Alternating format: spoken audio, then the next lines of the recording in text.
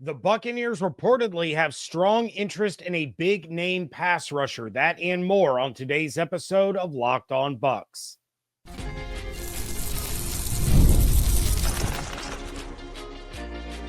You are Locked On Buccaneers, your daily Tampa Bay Buccaneers podcast. Part of the Locked On Podcast Network, your team every day. What's up, and welcome into this episode of Locked On Bucs, your daily podcast covering the Tampa Bay Buccaneers, part of the Locked On Podcast Network, your team every day. I want to thank you for making Locked On Bucs your first listen review every day. Don't forget you can subscribe or follow for free on YouTube or wherever you get your podcasts. And of course, you can follow along on Twitter. I am James Yarcho at JYarcho_Bucs, credentialed member of the media covering your Tampa Bay Buccaneers, here with you every Monday through Friday along with the everydayers. And for that, I want to share my appreciation for your continued support of the show. One of the ways you can support the show is become a Locked On Bucs insider. You're going to get news, rumors, updates, general thoughts, one-on-one conversations with me via text message. Go to joinsubtext.com/LockedOnBucs or click the link in the show notes to become an insider today. This episode is brought to you by FanDuel. Right now, new FanDuel customers can get $150 in bonus bets if your first $5 bet wins. More takeaways from my time at the Combine after speaking with some defensive backs, and it's a Mock Draft Monday. All of that is coming up in a little bit, but first I need to apologize to a lot of you. Once I got back from Indianapolis, the work that was going on in my neighborhood, more specifically in my front yard, had my internet going in and out for a couple of days, thus the delay on my latest Combine update. But we are back, and we are heading into free agency this week. Well, throughout this week. The open negotiating window starts on Monday. Free agency officially begins a week from Wednesday. So we are going to start this one talking about free agency, and a big name in the edge rush market is now being linked to the Tampa Bay Buccaneers. So ESPN's Jeremy Fowler and Dan Graziano joined together for an article that talked about everything that they heard in Indianapolis at the scouting combine, and the Bucs were among the teams mentioned. Fowler said that the Bucs are being tied to free agent edge rusher Khalil Mack, someone I started talking about a few weeks ago. That report by Fowler has been confirmed by Pewter Report's Josh Quepo. Fowler said, quote, "Teams agree edge rusher Khalil Mack played lights out last season, and the only real concern with his free agency is age. He's 34 years old. A few people I have talked to have made the potential connections to the Buccaneers and Bears. Tampa Bay typically doesn't spend big on external free agents, but is looking for pass rush help," end quote. Again, this is a move that you make when you feel that you're close to competing for a championship. This is not a long-term move in terms of Khalil being on the roster. As Fowler mentioned, age is a big concern among teams, but this move would be outstanding for the Buccaneers and could have long-term ramifications, even if it means that Mack is not on the field long-term. Here's why. First, Mack is still an incredibly efficient pass rusher. He had 6 sacks last season, but he had 17 in 2023. He has been a Pro Bowler every season of his career except for 2021 when he played in just 7 games. But this would, in my opinion, be the plan for the Bucs if they sign Khalil Mack. You have Yaya Diaby and you have Chris Braswell. You sign Khalil Mack to a 1 or a 2-year deal, and then you draft an edge rusher in the first or second day. If you get a shot at Shamar Stewart or Mike Green, you absolutely pull the trigger. If not, you look to Jack Sawyer, maybe Nick Scourton. You look at some of these other edge rushers in the second round. But now you have an effective rotation of guys that can get to the quarterback, and you are not solely reliant on Khalil Mack to have to carry the load. Next, now you have Khalil Mack in the building and on the field to help bring those young guys along. You are now taking another step in the development of Yaya Diaby, Chris Braswell, and whoever you draft to be the future of this pass rush for the Tampa Bay Buccaneers. Todd Bowles talked last week in Indianapolis about wanting ball hawks and wanting to get to the quarterback with his front four. That was not happening with his current front four, and he was having edge rushers drop back in coverage. That is obviously not the recipe for success. Now, mentioning that he wants ball hawks, he also said that that's at any position. It doesn't matter if they're a defensive lineman, if they're a linebacker, if they're a corner, or if they're a safety. Khalil Mack has forced 9 fumbles over the last 3 seasons, and he's forced 32 over the course of his career. That's a guy that can take the ball away for the defense. That is a ball hawk at the edge position, which is exactly what Todd Bowles is looking for. The hang-up is going to be how much are the Bucs willing to pay him versus other teams that are going to be interested. So SpotTrack has Khalil Mack's market value at $23.6 million a year. I'm not sure he gets quite that much given his age, but you're still looking at close to $20 million a year, I'm sure, is what he's going to end up with. You know, if you have everyone who's following the Bucs, rooting for the Bucs, those of you watching or listening to this show, I'm sure you are completely fine with the Buccaneers paying Myles Garrett or Trey Hendrickson over $25 million a year if they were to bring him in. So you should be okay with the Bucs paying $20 million a year for Khalil Mack. It's kind of along the same lines, right? They can make the money work. I'm not worried about that aspect of it. But now, if you bring in Mack at, let's say, $21 million a year, you are not also giving up the first-round pick plus some to get Myles Garrett, or the second-round pick plus some to bring in Trey Hendrickson, and you're able to keep those draft picks in an incredibly deep class in order to secure the edge rusher that you need to boost the defense. And I understand that guys like Hendrickson and Garrett are more consistent, and they are among the top edge rushers in the league. And I understand that Josh Sweat in free agency is a longer-term option because of his age. But Mack might be the perfect fit at the perfect time. Go back to the Super Bowl team just a couple of years ago. Ndamukong Suh was nearing the end of his career. JPP, Tom Brady, Rob Gronkowski, those guys were all coming up at the end of their career. Mack would be the same thing. But it was those guys that were able to come in and teach and lead the younger players and create a culture within that building that still resonates today. That culture of playoff contention, the culture of winning.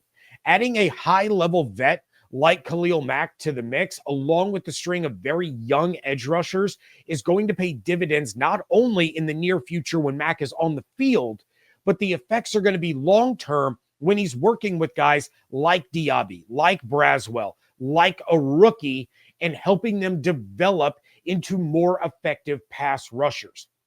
His per-game averages from 2023 through 2024 were on par with Hassan Reddick from 2020 to 2021, TJ Watt from 2019 to 2020, and Alex Highsmith from 2021 to 2022. We are talking nearly 3 quarterback hurries a game, 0.7 forced fumbles per game, 0.7 sacks per game. He is still a game-changing player over the last 2 years, and the Bucs would get an impact guy for at least 2025, maybe 2025 and 2026. This also opens the door for them to focus on another position in the first round. It gives them the flexibility to look at a corner, a safety, maybe a receiver, depending on what happens with Chris Godwin and what else they're able to do in free agency. But it gives them that flexibility based on the best player available.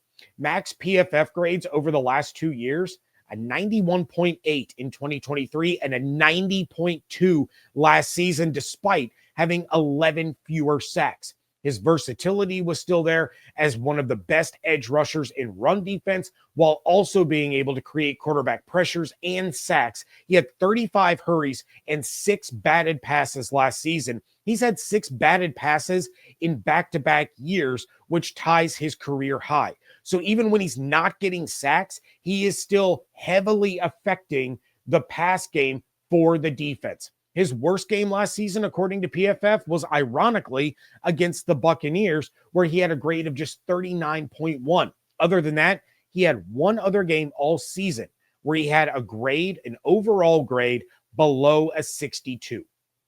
I know Mack isn't quite what he used to be, and he's not the splash of Garrett or Hendrickson, but he's probably the best outside option for the Bucs in the free agent market in terms of his impact on day one, his impact on the development of younger players, and his impact to help push this defense, over the edge of being a legitimate passing defense, something they have not been in a couple of years. This is a guy that I am definitely going to be keeping my eye on. I'm going to be keeping my ears open, seeing what the developments are in the Khalil Mack market. And then I think he's someone that Bucs fans should really start to keep their fingers crossed that momentum builds in order to bring him to Tampa. More takeaways from the scouting combine. That is coming up next on today's episode of Locked On Bucs, part of the Locked On Podcast Network, your team every day. When the game tips off, the NBA action is just getting started, and there's no better place to get in on it than FanDuel, America's #1 sports book. With FanDuel, you can place live bets throughout the game, so even if you miss the opening tip-off or want to bet on a fourth quarter comeback, you can stay in the action. And if you're looking for a bigger payout, you can even combine your live bets into a same-game parlay. I love using FanDuel's live betting feature because it keeps every moment of the game exciting. Whether I'm backing my team for a late game rally or picking a player to hit a clutch three, I never feel like I've missed my chance. Plus, the app is easy to use, and when you win, you get paid instantly. The Boston Celtics are the favorites to win the NBA Finals at plus 175, followed by the Oklahoma City Thunder at plus 195, and here come the Cleveland Cavaliers at plus 700.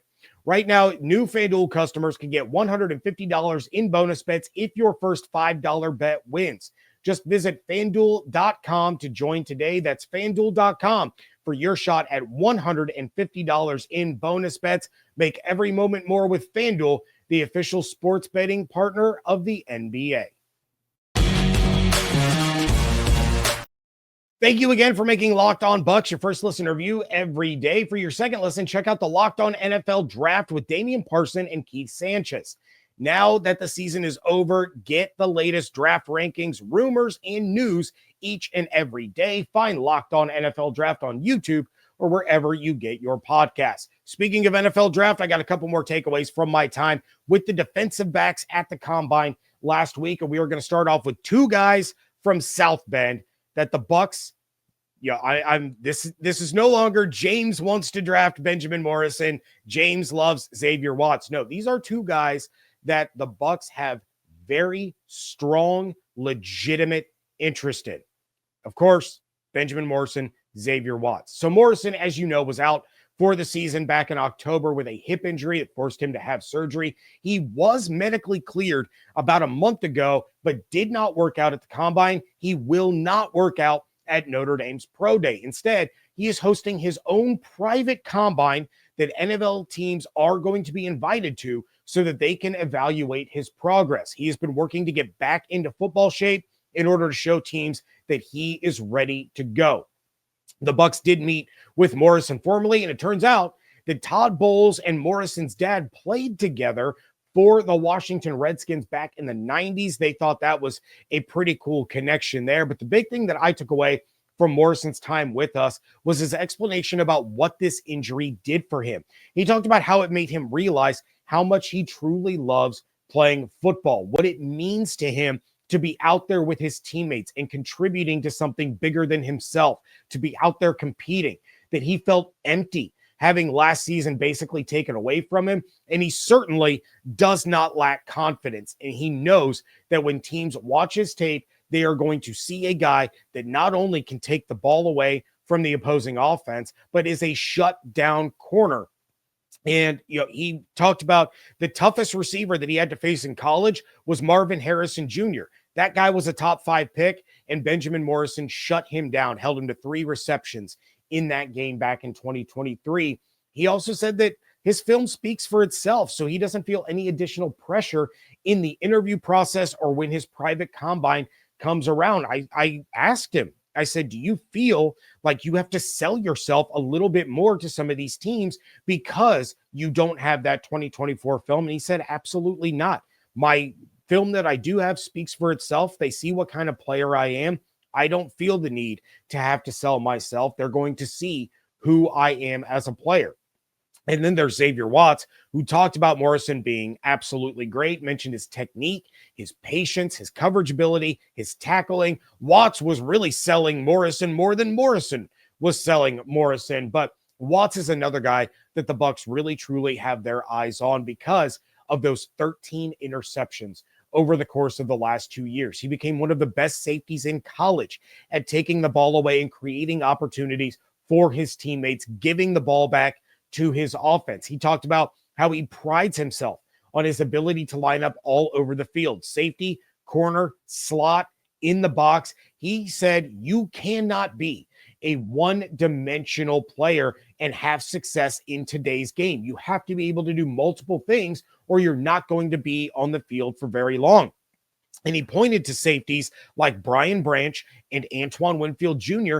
as those types of players, talking about you see what they're able to do and the impact they have on the game because of their versatility. So that's something that he truly takes a lot of pride in. His history of playing receiver and linebacker help him in his ability to not just cover receivers and catch the ball when he has the opportunity, but his open field tackling, his ability to master that peanut punch and force fumbles. It was like he was built in a lab by Todd Bowles to fit Todd Bowles' defense. And the reason I bring these two guys up first is because they're exactly what Todd Bowles says that he wants. Ball hawks, versatile playmakers. Watt's passer rating when he was targeted last season was 30.1. 6 interceptions, 0 touchdowns allowed. Over the course of his 4 years at Notre Dame, he had 646 snaps in the box, 912 snaps at free safety, 500 snaps in the slot, and 42 snaps as an outside corner.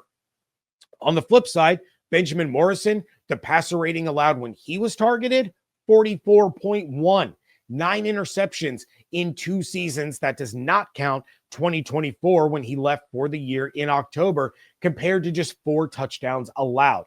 96 snaps in the slot, 1,339 snaps at outside corner. I am telling you, it is not my opinion. I'm telling you for a fact that the Buccaneers have strong interest in both of these players. It would be great if they came away with both. I feel that is highly unlikely, but either one of these guys immediately upgrades the secondary significantly.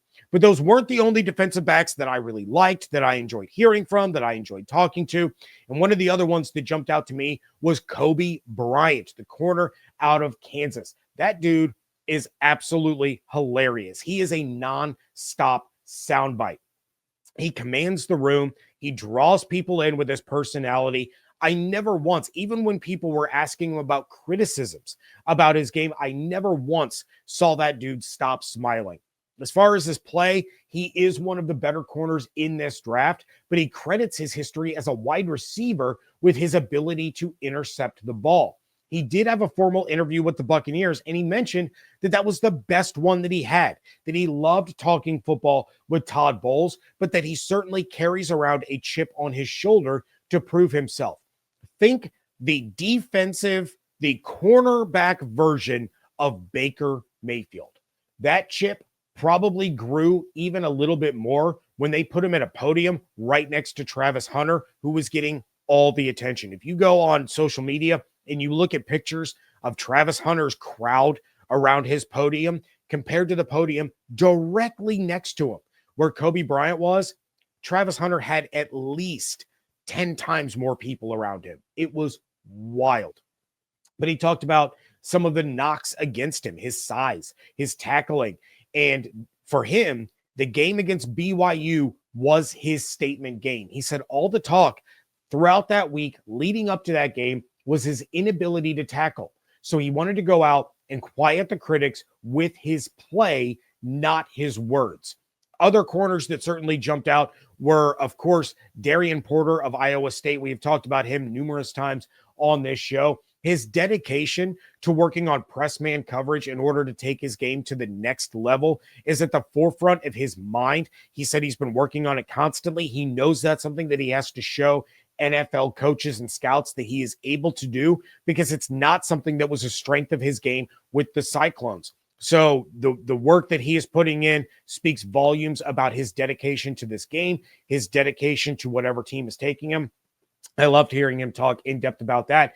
And then another interesting tidbit, TJ Tampa, a corner that we talked about a lot during last year's draft process. He said that Tampa taught him, a lot on how to utilize his body and his size and his frame to his advantage, something that he started working on in 2023, started getting a lot better at it in 2024, and that that's a part of his game that is going to continue to grow. And then Will Johnson, he was impressive. I don't think that he falls to the Buccaneers, but I did love his breakdown of how he studies receiver release points based on the matchup that he's going to have that week, and he talked really in depth about that. That's how, one of the ways that he became better. He talked about the focus of knowing that there's only so many things that receivers can do out of certain releases, and that helped him process the information faster and understand which routes the receiver could possibly run based on what they're doing at the line. It helped him become a much better defender. He certainly showed that with Michigan last year. And then finally, Siobhan Ravel, that's another guy that the Bucs formally interviewed. He said that he looks up to Jair Alexander, a corner that is now being talked about, as trade bait for the Green Bay Packers. But he looks up to Alexander's game because of how physical he is at the line of scrimmage. That's something that the Bucs have certainly been lacking a little bit over the course of the last few years. And I think the biggest takeaway that I had with Ravel was kind of the path that he took, right? He was open and honest about a lot of the mistakes that he made, as a young teenager, and how it taught him the importance of all the hard work that he puts in. So for those that don't know, he did not have good enough grades in high school in order to get into the kind of college that he wanted to play for. So he settled for attending a JUCO where he could continue to play, but then he buckled down on school, got his grades to a point where he was finally able to transfer to ECU and play Division I football. He said it was a lesson that he needed to help him mature as a person. And now it really helped him understand that there's more than just football, but that the hard work that he puts in off the field is just as important as the work on it in order to develop into the kind of person and the kind of player that he wants to be. So some great stuff from the defensive backs there at the scouting combine. I was disappointed that I didn't get to speak with the wide receivers. I wasn't too focused on talking to running backs. Might have talked to some of the quarterbacks in case the Bucs decide to use a late pick. I don't think, with only having 6 picks in this draft right now, I don't think they're going to use one on a quarterback regardless of what Kyle Trask does. But some really, really great stuff. Wanted to give you guys a little bow on the end of my combine coverage. But now we have our first post-combine mock drafts. That is coming up next on today's episode of Locked On Bucs. Wrapping things up here on a Monday edition of the Locked On Bucs podcast, and we have a 7-round post-combine mock from Pro Football Network, where they start things off with the Raiders trading up to the number 1 overall pick with the Tennessee Titans for quarterback Shedeur Sanders. But starting things off for the Bucs at 19 is linebacker Jalen Walker from Georgia. And PFN says, quote, over the last few years, the Tampa Bay Buccaneers have invested capital along with the defensive line quite often. Outside of edge rusher Yaya Diaby, though, their draft picks haven't lived up to their respective billings just yet. That could push them to pursue a defender for their front 7 in the 2025 NFL draft. There's plenty of versatility with Jalen Walker, as he's an elite athlete with tremendous burst off the edge and impressive range as a tackler in space. He might be a little smaller for a full-time edge rusher, but if utilized as an off-ball linebacker with regular blitz responsibilities, he could be an intriguing Swiss Army knife for an NFL defense, end quote. Ahead of this pick, you had Mike Green go to Arizona, James Pierce go to Chicago, Shamar Stewart go to the Cincinnati Bengals. So the top edge guys are gone. I love this pick. I talked about Walker a little bit on Thursday's episode. He can bounce inside and outside at linebacker. He feels that he's at his best when he's used as a chess piece. And those were his words. And you go back to last offseason and how much Todd Bowles talked about the different chess pieces that he had on the defensive side of the ball. So I like this fit. I like what he can do for the Bucs. I might have taken Jihad Campbell here, but I don't hate this selection. I like their ability to line him up as an off-ball linebacker and blitz, kind of the way Devin White was doing in his time here, but they can also line him up at edge. They can bring him as a blitzer from all different angles. You put him out there with Yaya Diaby and Chris Braswell and Servassier Dennis and Levante David. There's a lot of different things that you could do with Walker in that role. In the second round, the Bucs do miss out on Morrison, on Watts, on Jack Sawyer, on Siobhan Revell. They end up taking Kentucky cornerback Maxwell Hairston. He was one of the fastest corners at the combine, but he had 6 interceptions, 3 pick sixes over his last 20 games with the Wildcats. That fits Bowles' ball hawk mentality. In the third, they give the Bucs Ole Miss linebacker Chris Paul Jr. He was a 3-year starter, good tackler, big upgrade in coverage over their linebackers last year, so a solid pick there. In the fourth round, they go with Iowa safety Sebastian Castro. He did not have a great workout at the combine, but he is a really, really good player. That's why it's more than just these tests. It's more than the 40 times. It's more than the verts. It's more than the broad jumps.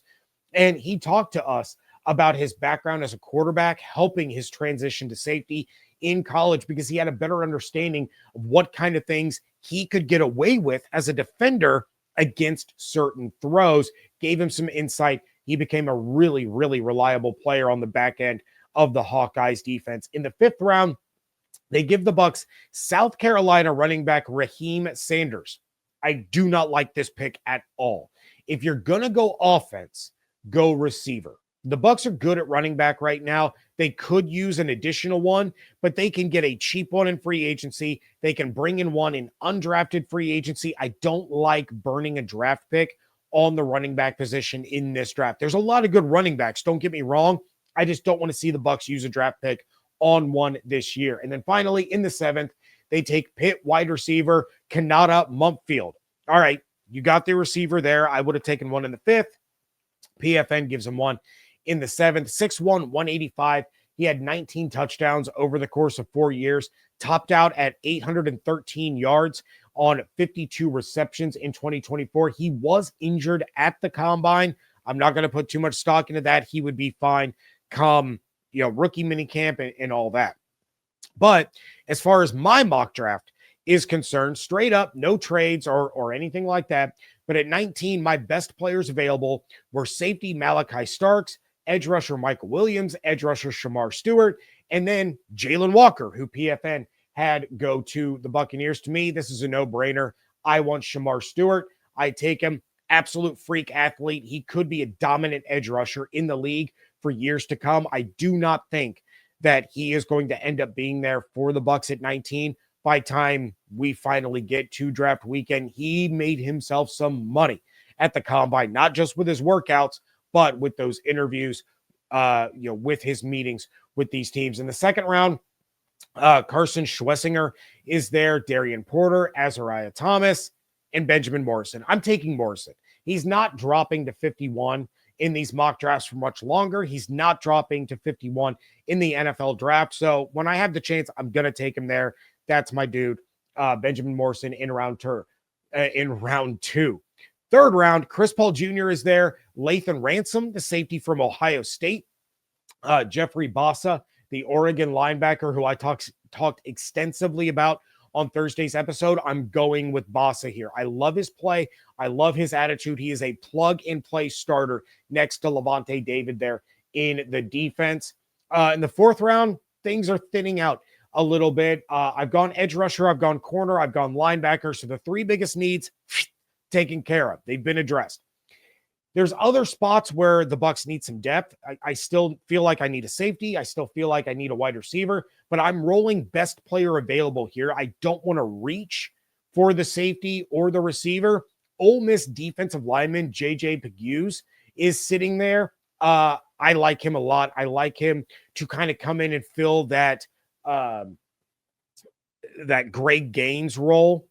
Maybe the Will Golster role. He's going to be a rotational defensive lineman, but he will make an impact as a rookie. Round 5, now I have a lot of quarterbacks and running backs sitting at, best player available spots.